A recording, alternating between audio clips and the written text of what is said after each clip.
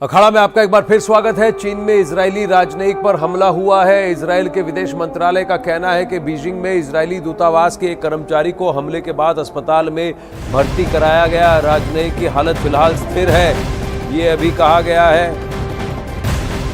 और वहीं पर हमास की ओर से और भी आतंकी हमलों की आशंका जताई गई है।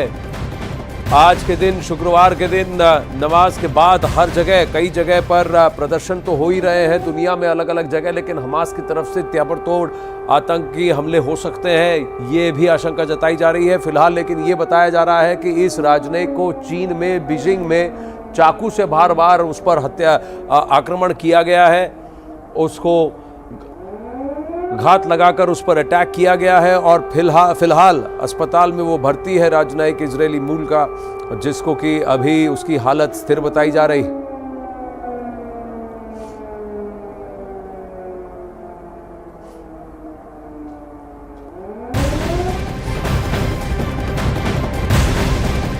वही आतंकी संगठन हमास ने एक बहुत बड़ा दावा किया है। हमास ने दावा किया है कि इजरायल के हवाई हमले में 13 बंधक मारे गए हैं, मृतकों में विदेशी भी शामिल हैं।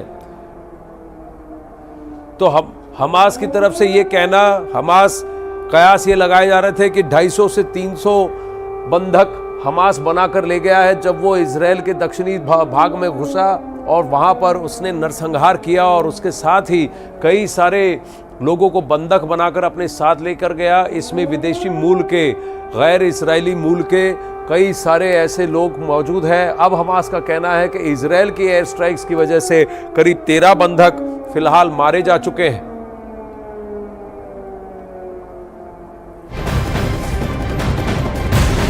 एक और बड़ी खबर इजरायल से आ रही है। अमेरिका ने कहा है कि इजरायल में 27 अमेरिकी नागरिकों की मौत हुई है, वहीं 14 अमेरिकी नागरिक अभी भी लापता हैं। दावा यह किया जा रहा है कि कई अमेरिकी नागरिक हमास की कैद में हैं। एक तरफ हमास ये कहता है कि इजरायल की एयर स्ट्राइक्स में 13 विदेशी बंधक मारे गए हैं, 13 बंधक मारे गए हैं। क्या इसमें अमेरिकी मूल के भी नागरिक हैं, ये देखने वाली बात होगी। जो 27 अमेरिकी नागरिक मारे गए थे वो लियोर इलाके में किबुत्ज समुदाय के एक त्योहार में शरीक हुए थे, वहीं पर इनकी मौत हुई है जहां हमास ने बर्बरता दिखाई थी, नरसंहार किया था। जिस वक्त हमास के आतंकी इजरायल में कत्लेआम मचा रहे थे, उस वक्त हमास का commander Mohammed Deif audio tape record कर रहा था। इजरायल में हुए संहार से जारी से सारी जिम्मेदारी, इसकी सारी जिम्मेदारी इस हमास के कमांडर मोहम्मद दैफ की बताई जा रही है। एक आंख से देखने वाला, दोनों हाथ दोनों पैर से अपाहिज हो चुके इस आतंकी ने ही इजरायल की तबाही की संपूर्ण स्क्रिप्ट तैयार की थी। ويا أحرار العالم، من لم يستطع المشاركة في طوفان الأقصى مشاركة فعلية مباشرة فليشارك بالتضامن والتظاهر والمساندة. اخرجوا للساحات والميادين.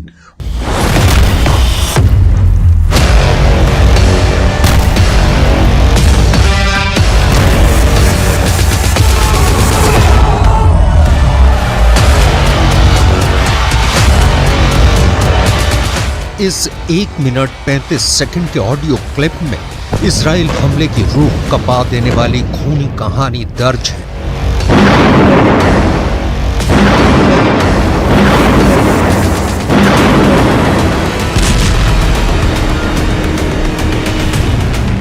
सिर्फ आवाज, बाकी कोई पहचान नहीं, क्योंकि वो अक्सर वीडियो में नकाबपोश ही नजर आता है या फिर सिर्फ उसकी परछाई ही दिखती है।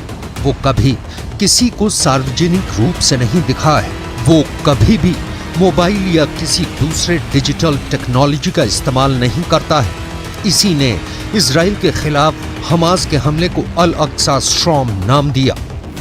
يوم الثورة الكبرى من أجل إنهاء الاحتلال الأخير ونظام الفصل العنصري الأخير في العالم। आतंक का नंगा नाच करने की अपील करने वाली ये ऑडियो क्लिप वायरल हो रही है।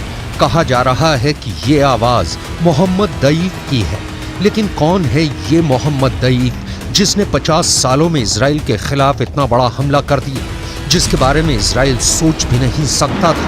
कौन है मोहम्मद दैफ जिसे मारने के लिए इजराइल की तेज तर्रार खुफिया एजेंसी मोसाद ने 7 बार कोशिश की, लेकिन वो हर बार बच निकला। इजराइल को खून के आंसू रुलाने वाले मोहम्मद दईफ के बारे में जो पता चला है वो ये कि इसके दोनों हाथ नहीं है, दोनों पैर नहीं है, एक आंख नष्ट हो चुकी है, सिर्फ एक आंख से ही देख सकता है, व्हील चेयर पर चलने के लिए मजबूर है। मोहम्मद दईफ का कोई वीडियो इंटरनेट पर मौजूद नहीं है, बस मोहम्मद दईफ की साजिशों का शिकार हुआ इजराइल की तस्वीरें जो मोहम्मद दईफ के विचारों की खूनी गवाही देती हैं।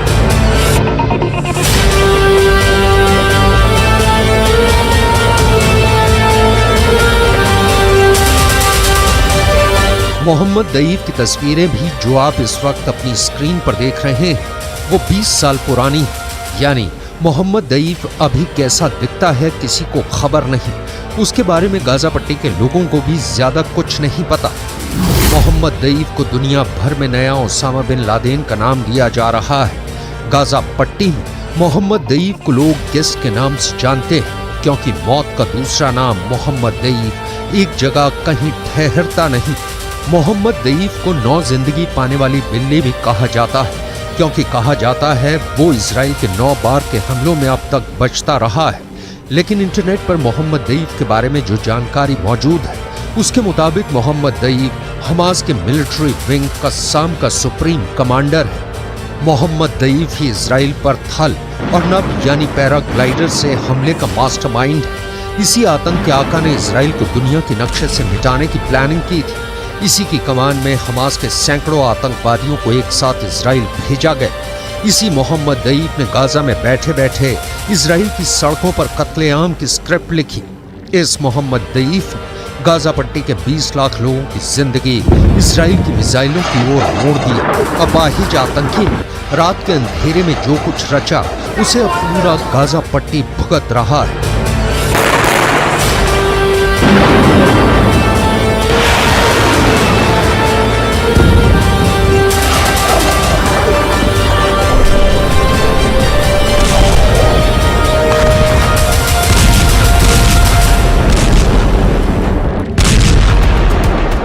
हमास के मिलिटेंट विंग के मुखिया मोहम्मद दईफ ने इजराइल पर अटैक की इतनी बड़ी प्लानिंग की थी। इसका अंदाजा इसी बात से लगा सकते हैं कि इजराइल फोर्सेस को रिस्पॉन्स करने में 3 घंटे का वक्त लग गया।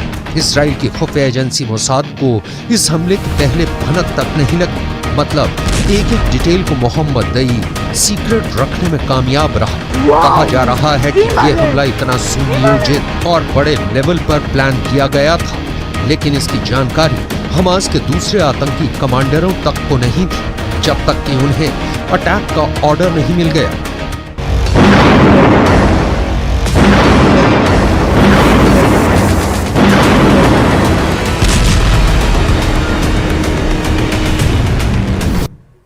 अब वही हमास के हमले से चाइल्ड अस्पताल का एक हिस्सा तबाह और बर्बाद हो चुका है। ये तस्वीरें सामने आई हैं। चाइल्ड डिपार्टमेंट में हर तरफ बर्बादी के निशान दिखाई दे रहे हैं। न्यूज़ 18 इंडिया की टीम के कैमरे में वहां का एक नजारा कैद हुआ है। देखिए ये रिपोर्ट।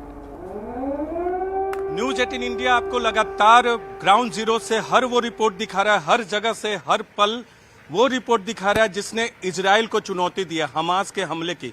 लेकिन सबसे अहम बात यह है कि हमास ने अस्पतालों को भी नहीं छोड़ा। ये जो डेब्रिस आपको दिख रहा है यानी मलबा जो दिख रहा है ये एक अस्पताल का मलबा है। बारजिलाई अस्पताल है, बारजिलाई यूनिवर्सिटी मेडिकल सेंटर जो कि एस्थेलॉन में है, जो कि बिल्कुल बगल में है हमास के। ये कांच के टूटे शीशे आप देख सकते हैं। ये अस्पताल पर हमला किया गया है। गनीमत था कि वहाँ कोई मरीज जहाँ बैठते वहाँ नहीं, बारजिलाई यूनिवर्सिटी मेडिकल सेंटर। और अब आपको दिखाता है जो डैमेज हुआ है, ये देख सकते हैं। ये सामने का एरिया पूरा का पूरा डैमेज हुआ है। करम सिंह हमारे कैमरा पर्सन जो हमारे साथ युद्ध भूमि में लगातार हमारे साथ मौजूद है, वो आपको दिखा रहे। इस तरह से रेड रिबन से इसको प्रोटेक्टेड एरिया के तहत बना दिया गया है। और इम्पैक्ट कितना था वो आपको दिखाते हैं। इम्पैक्ट कितना था वो आपको दिखाएंगे। अस्पतालों को भी नहीं छोड़े। और ये पहला हमला था। 7 तारीख को ये हमला किया गया था। ये देखिए नीचे की दीवारें जो है दरक गई हैं। करम ये दिखाइए जो हमें देख रहे हैं न्यूज़ 18 इंडिया पे, वो देखिए नीचे की दीवार ये पूरी दरक गई है। उधर दूसरी तरफ ये दीवारें जो है मिसाइल के इम्पैक्ट से ही गिरी है। करम आप पीछे देखिएगा। और ये आपको हर तरह से तस्वीरें हम ला कर दे रहे हैं। ये डोर्स के फ्रेम थे, वो जो मलबा आपको दिखाया था पीछे में, इसी तरह के फ्रेम लगे हुए थे पूरे ऊपर, यहाँ वो गिर गया है। ये देखिए सारे फ्रेम गिरे हुए हैं और ये दीवार की स्थिति देखिए। ये तो एक तरफ से आपको इम्पैक्ट पता चलेगा 7 अक्टूबर की घटना का, जब मिसाइल से हमला किया गया। अब वही हमास के हमले के बाद इजराइल के समर्थन में कई देश आकर खड़े हुए हैं। अमेरिका के बाद ब्रिटेन ने भी इजराइल के सपोर्ट में एक बहुत बड़ा फैसला लिया है और पूर्वी भूमध्य सागर में नौसेना के 2 जहाज भेजने का फैसला भी कर दिया है। अब यूनाइटेड किंगडम के साथ और अमेरिका के साथ जर्मनी ने भी हर साथ का वादा दिया है। फ्रांस ने भी कहा है कि वो पुरजोर मदद करेगा इजराइल की और इजराइल के खिलाफ किसी भी प्रदर्शन को अनुमति फ्रांस में अब नहीं दी जाएगी, ऐसा मैक्रोन ने कहा है।